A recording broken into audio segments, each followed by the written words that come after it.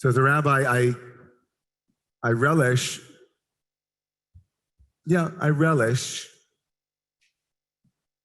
being asked to do weddings. One of my favorite things to do. And I doubly relish, if there's such a phrase, when I get to do a wedding within my own family. And as the only rabbi in my family, I get asked frequently to do weddings. This year alone, I officiated 3 weddings of mishpacha, of friends, of family. All of them second cousins or children of my very close first cousin, Laura and Abby. And so I found myself this past Sunday back in the very same shul, the very same temple, synagogue that I was in at one point 14 years ago under the chuppah. Although this time under the chuppah, I wasn't under the chuppah, the canopy, the wedding canopy, to be married, but to marry my cousin Ben Sion, Benti. It was maybe one of the most beautiful days of my life.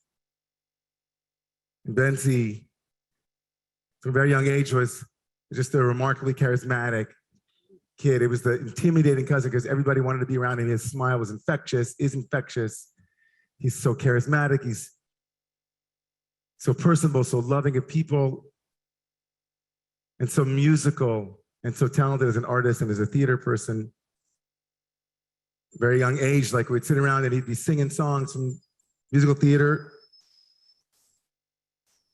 And at some point, I think it was maybe in high school when Betsy came out. And thankfully, even though I was born grew up in an Orthodox family, Ben grew up in a formerly Orthodox family. His mother, having long adopted Reconstructionist perception and perspectives on the world, they belonged to the synagogue that Bedam Shalom up in White Plains, went to Salman Schechter, and so no big deal. But I wonder, and often wondered, given where things were in the world and given where things were in the Jewish world, what Benti's options were as he grew up. Where would he find love? And more importantly, I wondered to myself, given how much he loved Yiddishkeit, how much he loved Judaism, how would he possibly find someone in the Jewish world? It's rare. And so how incredible it was. Don't know what that is. Anybody know what that is? How incredible it was when he met Matan. Matan came from a family of Israelis from Petach Tikva, grew up in Portland, Oregon, and went to Yeshiva University, where he also came out to his family and was received with pride, with love, with dignity, respect. And so when Matan and Ben arranged to meet with me and we sat down, we started talking about their wedding, their commitment to Jewish liturgy and the sanctity of the kind of wedding that they had grown up with was paramount. They wanted to feel like a regular wedding, they said. And there are so many different ways, of course, and so many liturgical innovations and different ways to be married now. But they wanted only one change, they said. They wanted to be fully egalitarian. And whenever it says chatan v'kala, wherever it says groom and bride, the Israeli mother in them said, ahuv v're'ah, beloved and friend. Kol sason v'kol simcha, kol chatan v'kol kala, no. Kol sason v'kol simcha, the voice of jubilation and joy. Kol ahuv, the voice of the beloved, v're'ah, and the friend. Nice, right? From the first moment that I met them, it was so clear to me, so obvious. I've married maybe 100 people in my life, in my career, maybe more. I never met 2 people who were so perfect for each other in my life. It was so obvious and so clear.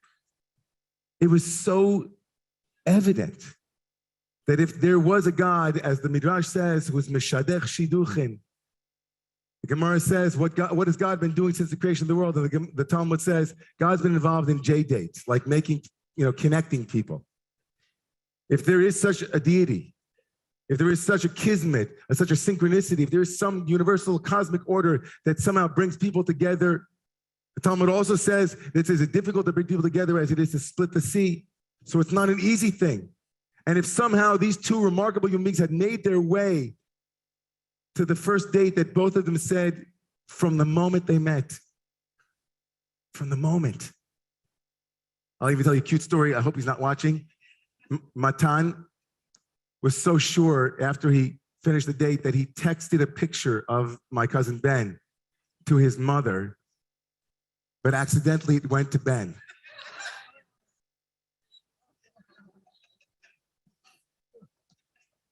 It didn't matter. The karmic train had already left the station. It was done. And all we could do this past Sunday morning under that chuppah was bless what was true.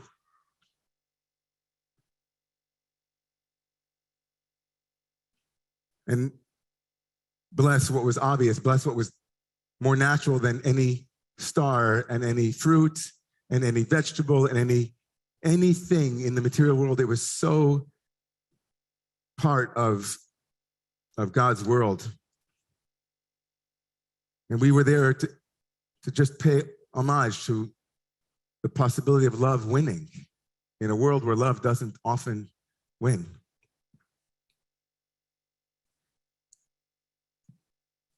And in my heart, as I stood under the chuppah, I couldn't help but think about what it took for this self-evident truth to finally arrive. How many decades, how much pain, how much suffering was involved in arriving in a moment in a synagogue with two incredible human beings loving their Judaism and living it proud and loud, and all of us just like saying, a love like that, a love supreme. And it couldn't but have me thinking, of course, about, and I said this to them about this coming week's Torah portion. Tomorrow morning in synagogues around the world, at least here in the United States and not in Israel, we're going to be reading about the spies. Parshat Shelach. The Torah tells us that 12 elected officials, Anshe Shem, really people with great pedigree, of great name. They have a big following on Twitter. They're very well known. People with power. All of them. Kulam, the Torah tells us over and over again, that word repeats itself, kulam, not as if to say there wasn't one that wasn't. Kulam, kol on it, kol, all of them, one, not, maybe 10, no, all of them. All of them were incredible. And they went to spy in the land, or they're essentially to go and get information and bring it back. And sure enough, they bring back all of these truthful things that they've seen. The land is an Eretz Ochelet Yoshva. It's a really, it's difficult. There are going to be fortified cities. It's not going to be a cakewalk. It's not going to be easy. We're not going to just like bulldoze our way into the land. And they bring back truth. But then they interpret that truth in a particular way. They say, because of what we've seen, we're never going to get there. In fact, we're the only ones who will get there, not you. We got there, but you're not getting there. And up stands Caleb, Kalev, and Joshua. And they say, yeah, it's true. Of course, there's truth in what they say. But come on. The original, yes, we can. Yachol nuchal. Yes, we can. Literally, those are the words. Yes, we can. Don't think we can't. We can. Even if the facts on the ground seem difficult, even if the obstacles seem obvious, even if the challenges are overwhelming, yes, we can. And in fact, yes, they did. Because of Caleb and Joshua, maybe not all of those people that were there, but eventually they did wind up being in the land. Without the powerful message of Caleb and Joshua as a remnant for all of us here, not for those who actually we're in the land, but all of us in the future to come, to say to ourselves, in spite of all that others say, yes, we can. We wouldn't be here today without the Caleb in Marsha P. Johnson, who some say threw the brick in Stonewall. She wrote, as long as gay people don't have their rights all across America, there's no reason for celebration. Yachol Nuchol, she said, yes, we can. Without Sylvia Rivera and Harvey Milk, without the great Alexia Salvador, a trailblazer, trans woman in Brazil, even as the violence in Brazil in recent years has completely reached an all-time high. She keeps screaming, they keep screaming, yes, we can, yes, we can, yes, we can, Caleb and Joshua. They didn't accept the status quo.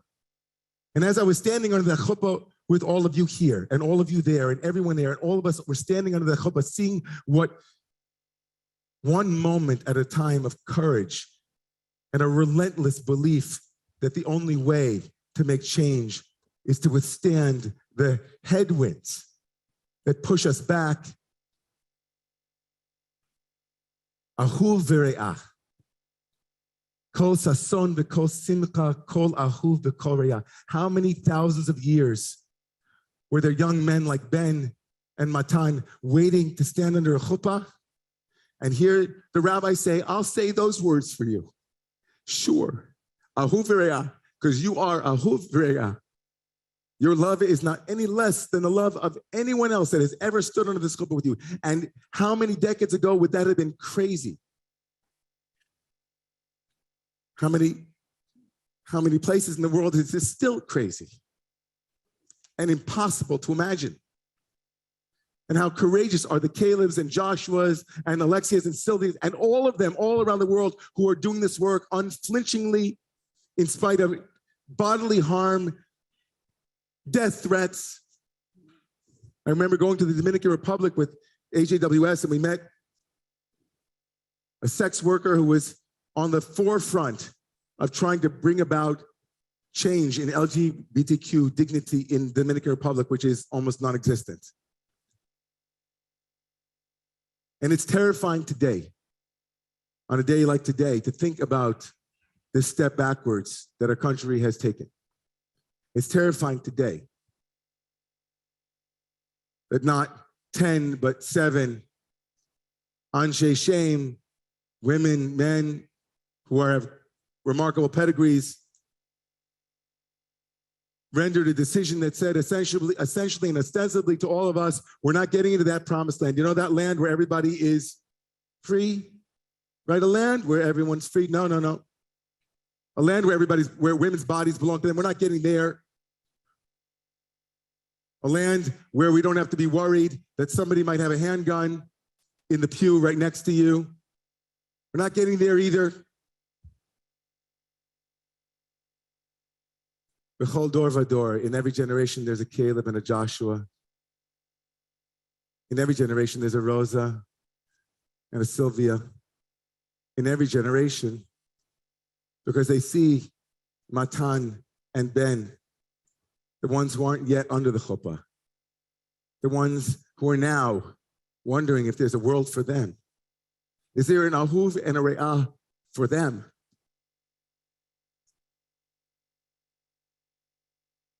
And who will stand in the breach? So I got an email today from an elected official who said, are we screwed? That was the title of the email. Are we screwed? And then this elected official wrote words, I think, of great courage and comfort and inspiration. We will get to the promised land. There will be setbacks. There will be people who say it's impossible. Even in me, there's a person inside of me saying, isn't it time now to move to Canada? Isn't it time now to move? Just this week, my friend Gary our friend Gary moved to Eretz Yisrael, moved to Israel, made Aliyah. But we're here. And we have prophets and prophetesses with us. We have leaders and we have powerful visionaries who say, you know what? This is hard. It's really hard. We can't see the chuppah from where we stand right now. Might be a long road, might take 40 years, maybe longer, who knows? Maybe shorter. But I believe, I have to believe that we together can look at one another and say, I want this land to be a land that I am proud of, a country that I have pride in, a society that makes me proud, that the streets of New York and the streets of Oklahoma and the streets in Florida and the streets in California are places where pride lives. We can be gay, as they say in Hebrew. I am so proud that we're a place where love rules, where violence has been legislated against, and where women's bodies belong to women. It's so clear that love is love. And one day it'll be equally clear that women's choice is women's choice. We're not there yet. Got a way to go.